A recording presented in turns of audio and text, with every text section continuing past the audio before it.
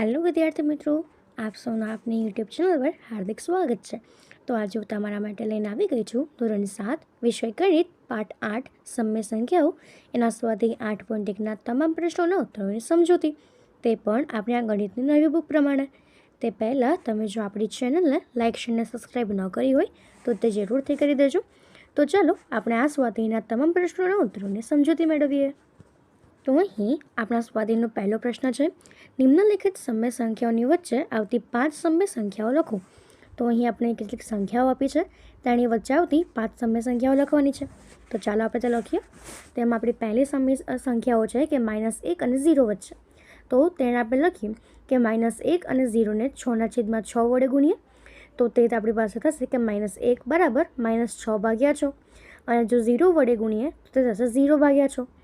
તો એવી જ રીતે આપણી જે સમય સંખ્યાઓ થશે કે -6/6, એનાથી મોટી થશે -5/6, એનાથી મોટી -4/6, એનાથી મોટી -3/6 અને એનાથી મોટી -3/6, એનાથી મોટી -2/6, એનાથી મોટી -1/6 અને એનાથી મોટી 0। તો આમ આપણી 1 અને 0 વચ્ચેની જે સમય સંખ્યાઓ છે તે થશે કે -5/6, -4/6, -3/6, -2/6 અને -1/6। એવી જ રીતે એના પછીનો આપણું બીજું છે કે -2 અને -1। તો તેવી જ રીતે આપણે આ બે સંખ્યાઓની બી -6/6 વડે ગુણી દઈએ તો 2 વડે ગુણીએ તો -12/6 અને 1 વડે ગુણીએ તો -6/6। તો આમ -12/6 એનાથી મોટી -11/6, એનાથી મોટી -10/6, એનાથી મોટી -9/6, એનાથી મોટી -8/6, એનાથી મોટી -7/6 અને એનાથી મોટી -6/6। તો આમ -1 અને -2 વચ્ચે આવતી જે 5 સમય સંખ્યાઓ છે તે આપણી પાસે થશે કે -11/6, -10/6, -9/6, -8 અને -7/6। તો આ રીતે આપણે તે કરી શકીએ। એના પછીનું આપણું ત્રીજું છે કે -4/5 અને -2/3। તો અહીં સૌપ્રથમ આવી જો આપણને કોઈ સંખ્યા આપે તો એના માટે આપણે છેદનો લસા લઈ લઈએ।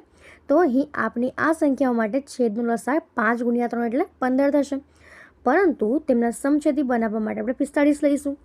તો સૌપ્રથમ આપણે જે -4/5 છે એના છેદમાં 45 કરીશું, એટલે -4/5 તો -4 × 3 ભાગ્યા 5 × 3 એટલે -12/15, એટલે એ આપણી પાસે થશે કે -24/30 અને -36/45।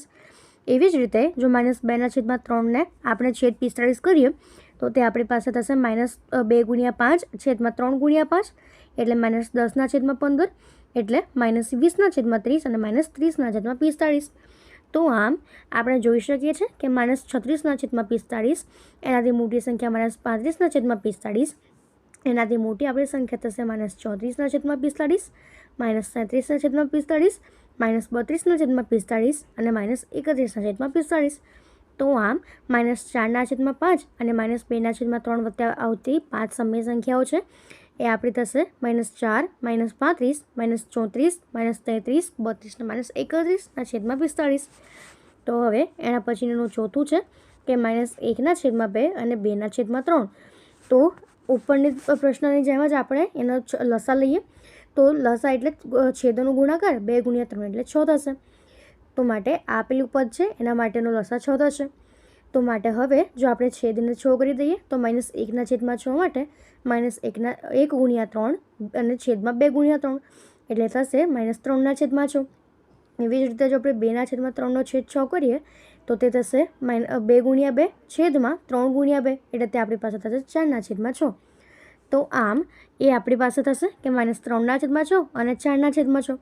તેમાં આપણે જોઈ શકીએ છીએ કે -3/6 એનાથી મોટી -2/6, એનાથી મોટી -1/6, એનાથી મોટું 0, એનાથી મોટું 1/6, એનાથી મોટો 2/6, એનાથી મોટો 3/6 અને એનાથી મોટો 4/6। તો આ -1 અને 2 અને 2/3 વચ્ચે આવતી 5 સમય સંખ્યાઓ -1/3, -1/6, 0, 1/6 અને 1/3 થશે। તો હવે એના પછીનો આપણો બીજો પ્રશ્ન છે કે પેટર્નમાં વધુ 4 સમય સંખ્યાઓ લખો। તો અહીં આપણને નીચે કંઈક પેટર્ન આપી છે, એમાં આપણે બીજી એના પછીની 4 સમય સંખ્યાઓ લખવાની છે. તો આપણો પહેલો પ્રશ્ન છે એમાં આપણને આપ્યું છે -3/5, -6/10, -9/15, -12/20. તો તેના માટે સૌપ્રથમ આપણે એનો છેદ છે એને 1, 2 અને 3, 4 વડે ગુણી લઈએ. તો તે થશે કે -1 ગુણ્યા 3 ભાગ્યા 5 ગુણ્યા 1. એના પછી -3 ગુણ્યા 2 છેદમાં 5 ગુણ્યા 2, -3 ગુણ્યા 3 ભાગ્યા 5 ગુણ્યા 3, -3 ગુણ્યા 4 ભાગ્યા 5 ગુણ્યા 6. તો હવે એના પછીની 4 સમય સંખ્યાઓ આપણને મળશે કે -3 ગુણ્યા 5 ભાગ્યા 5 ગુણ્યા 5 એટલે -15/25, -3 ગુણ્યા 6 ગુણ્યા 5 ગુણ્યા 5 એટલે તે આપણી પાસે થશે -18/30, -3 ગુણ્યા 7 છેદમાં 5 ગુણ્યા 7 21/35 અને -3 ગુણ્યા 8 ભાગ્યા 5 ગુણ્યા 8 તો તે આપણી પાસે થશે -24/40. એ જ પ્રમાણે જો બીજા પ્રશ્નમાં આપણે જોઈએ તો તે છે કે -1/4, -2/8, -3/12. તો આપણે 3 સંખ્યાઓ આપેલી છે તેને આપણે ગુણી લઈએ કે -1 ગુણ્યા 1 છેદમાં 4 ગુણ્યા 1, -1 ગુણ્યા 2 છેદમાં 4 ગુણ્યા 2, -1 ગુણ્યા 3 ભાગ્યા 4 ગુણ્યા 3. તો એના પછીની જે આપણી સમય સંખ્યાઓ છે તે આપણને મળશે કે -4/16, -5/20 અને -6/24. એ જ પ્રમાણે એના પછીનો ત્રીજો પ્રશ્ન છે. તો એમાં આપણે જોઈ શકીએ છીએ કે -1/6, 2/-12, 3/-18 અને 4/-24. તો તેને આપણે 4 પદ આપ્યા છે તો તેને આપણે છેદમાં 1, 2, 3 અને 4 વડે ગુણી લઈએ. તો તે આપણી પાસે થશે કે -1 ગુણ્યા 1 છેદમાં 6 ગુણ્યા 1, 1 ગુણ્યા 2 છેદમાં -6 ગુણ્યા 2, 1 ગુણ્યા 3 છેદમાં -6 ગુણ્યા 3 અને 1 ગુણ્યા 4 છેદમાં -6 ગુણ્યા 4. એટલે તે આપણી પાસે થશે કે -5/30, 6/-36, 7/-42 અને 8/-48. તો આ પ્રમાણે આપણે જે સમય સંખ્યાઓ છે એને શોધી શકીએ. એના પછીનું આપણું ચોથું છે કે -3/2, -2/3, 3/-3, 4/-6 અને 6/-9. તો અહીં આપણને 4 પદ આપ્યા છે તો તેને આપણે 1, 2, 3, 4 વડે ગુણી લઈએ. તો માટે તે આપણી પાસે થશે કે 8/-12, 10/-15, 12/-18 અને 14/-21. તો હવે એના પછીનો આપણો ત્રીજો પ્રશ્ન છે કે નીચેના માટે 4 સમાન સમય સંખ્યાઓ લખો. તો હવે આ નીચે આપેલું છે એના માટે આપણે 4 સમાન લખવાની છે. તેમાં પ્રથમ આપણું છે કે -2/7. તો તેને સૌપ્રથમ આપણે 2 વડે ગુણીએ તો તે આપણી પાસે થશે કે -2 ગુણ્યા 2 છેદમાં 7 ગુણ્યા 2 એટલે -4/14. એના પછી જો આપણે 3 વડે ગુણીએ તો તે આપણી પાસે થશે -6/21. જો આપણે આ સંખ્યાને આપણે 4 વડે ગુણીએ તો તે આપણને મળશે -8/28 અને જો તેને 5 વડે ગુણીએ તો તે આપણી પાસે મળશે -10/35. તો આમ 4 સમાન સમય સંખ્યાઓ જે છે એ આપણને મળશે કે -4/16, -6/21, -8/28 અને -10/35. એવી જ રીતે બીજી સંખ્યા છે કે 5/-3. તો ઉપરની જેમ જ આપણે એને સૌપ્રથમ 2 વડે ગુણીએ એટલે 5 ગુણ્યા 2 છેદમાં -3 ગુણ્યા 2 એટલે આપણને મળશે -10/6. એના પછી 5 ગુણ્યા 3 ભાગ્યા -3 ગુણ્યા 3 એટલે થશે 15/-9. 5 ગુણ્યા 4 છેદમાં -3 ગુણ્યા 4 એટલે 20/-12 અને 5 ગુણ્યા 5 અને -3 ગુણ્યા 5 તો એ થશે 25/-25.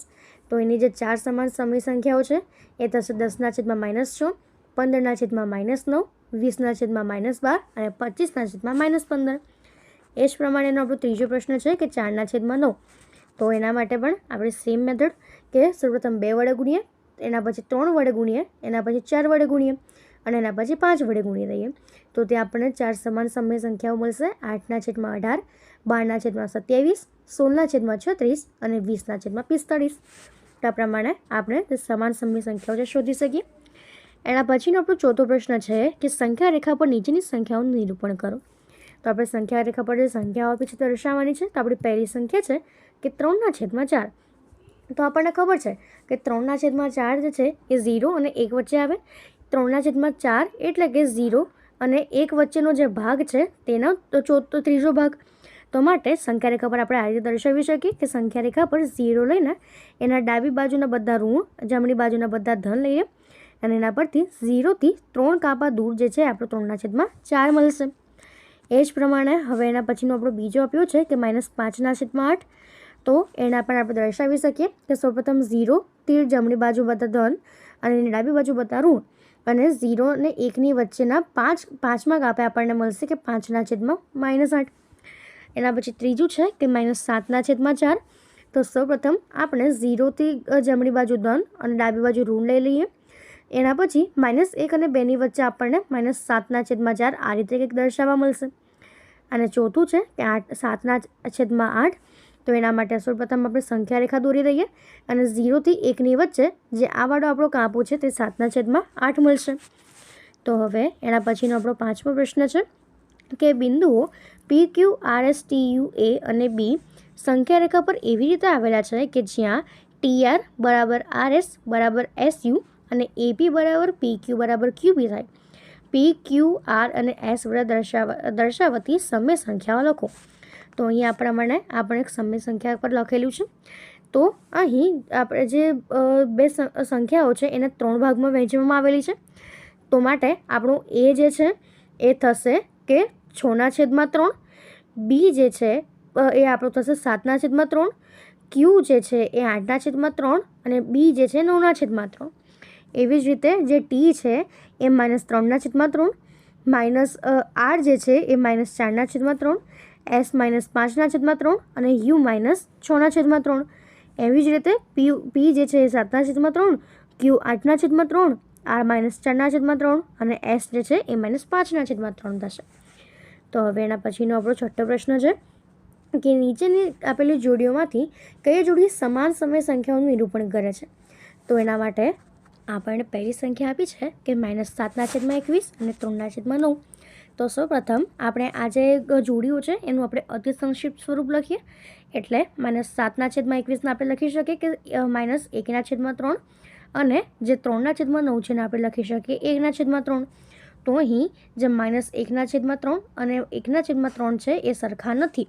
તો તેનાથી આપણે કહી શકીએ કે તે આપણું સ્વરૂપ નથી આપતા અને તેથી જ તે સમય સંખ્યા નથી. એના પછી બીજું છે કે -16/20 અને 20/-25. તો આપણે તેનું અતિ સંક્ષિપ્ત સ્વરૂપ આપીએ. તો -16/20 છે એને આપણે લખી શકીએ કે -4/5 અને 20/-25ને આપણે લખી શકીએ -4/5. તો અહીં -4/5 આપણું LHS અને RHS સરખું છે. તો માટે તે આપણને અતિ સંક્ષિપ્ત સ્વરૂપ આપશે અને તે થશે કે 16/20 અને 20/-25 એ આપણી જે સમય સંખ્યા છે એ નિરૂપિત કરશે. એના પછીનો આપણો ત્રીજો પ્રશ્ન છે કે -2/-3 અને 2/3. તો અહીં આપણે આ જે જોડીઓ છે એનું આપણે અતિ સંક્ષિપ્ત સ્વરૂપ આપીએ. તો તે થશે -2/3 -3 એટલે તે થશે 2/3 અને બીજો છે આપણું 2/3. તો અહીંયા બંને સરખા છે તેથી તે સમય સંખ્યાનું નિરૂપણ કરશે. એના પછી ચોથું છે -3/5 અને -12/50. તો એના માટે આપણે અતિ સંક્ષિપ્ત સ્વરૂપ ફેરવીએ. તો તે આપણી પાસે થશે કે -3/5 અને -12/50 એટલે -6/25. તો અહીં તે સમાન નથી, આથી તે અસમય સંખ્યાનું નિરૂપણ નહીં કરે. પાંચમું છે 8/-5 અને -24/15. તો એના માટે આપણું અતિ સંક્ષિપ્ત સ્વરૂપ ફેરવીએ. તો તે થશે -8/5 અને -8/5. અહીં બે સમાન છે તેથી તે સમય સંખ્યાનું નિરૂપણ કરશે. એના પછી છઠ્ઠું છે 1/3 અને -1/9. તો તેને આપણે જો અતિ સંક્ષિપ્ત સ્વરૂપમાં ફેરવીએ તો તે થશે 1/3 અને -1/9. આ બંને સમાન નથી તેથી તે સમય સંખ્યાનું નિરૂપણ નહીં કરે.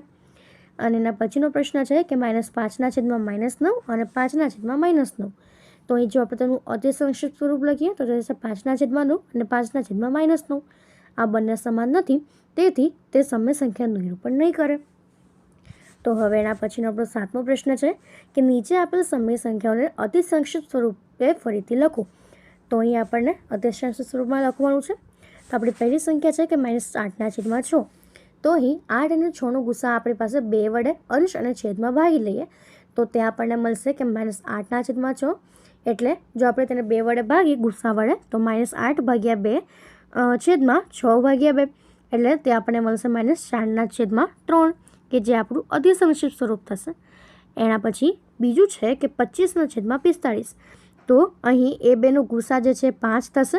તો આપણે અંશ અને છેદને 5 વડે ભાગી દઈએ એટલે 25/5 અને 45/5 એટલે તે આપણી પાસે થશે 5/9.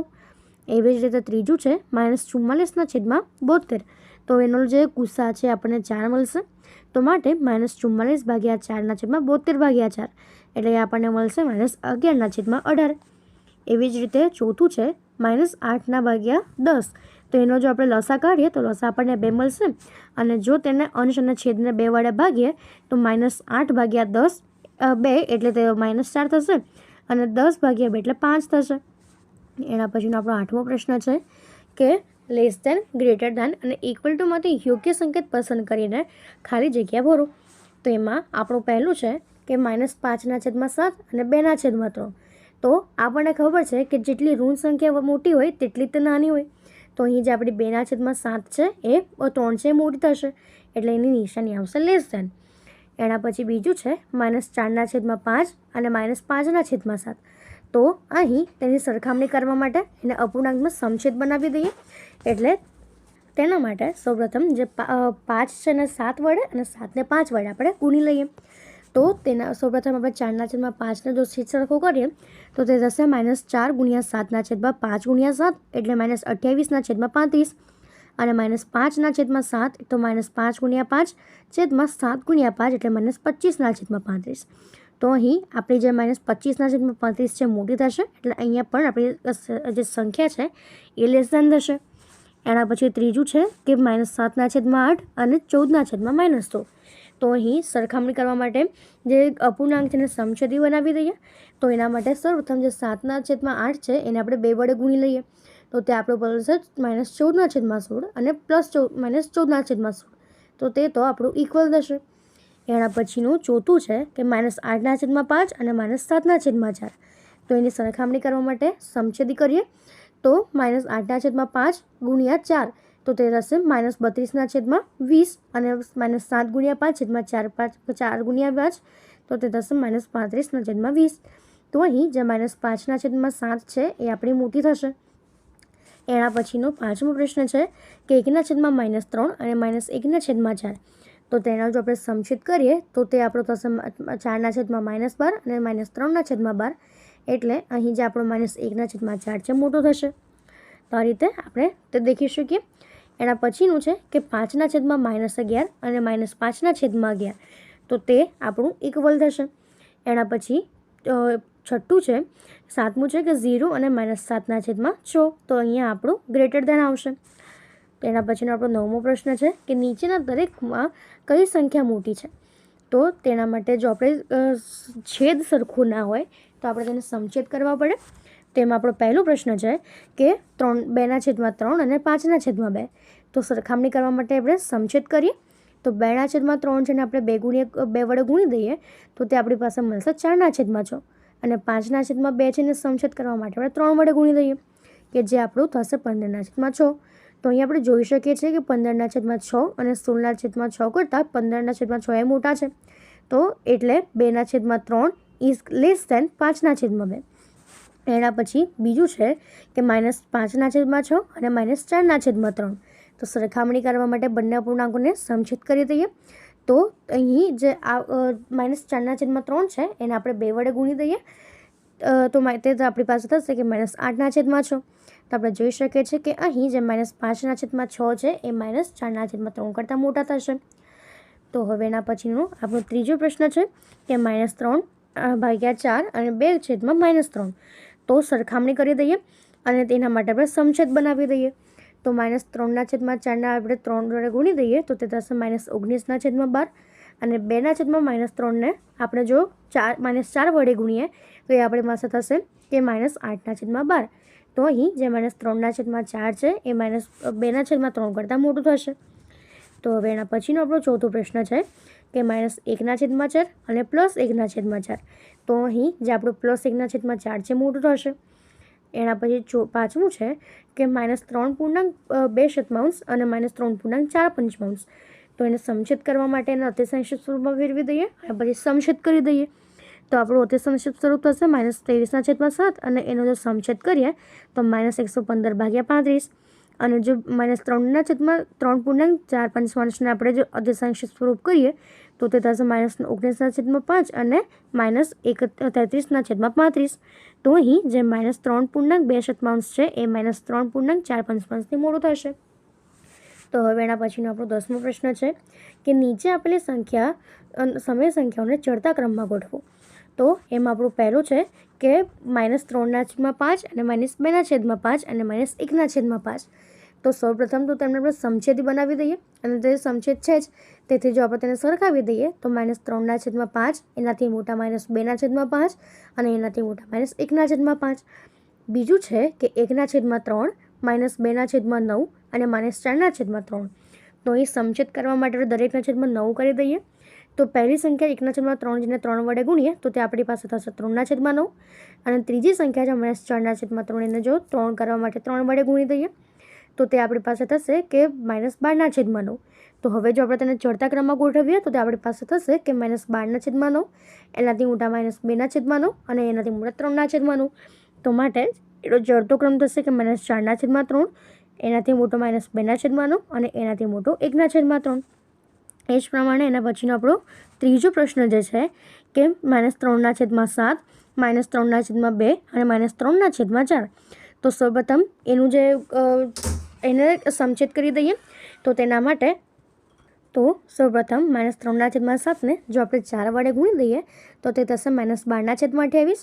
-3/2 નો જો આપણે ગુણીએ તો તે થશે -42/28 અને -3/4 ને જો આપણે 7 વડે ગુણીએ તો તે થશે -21/28.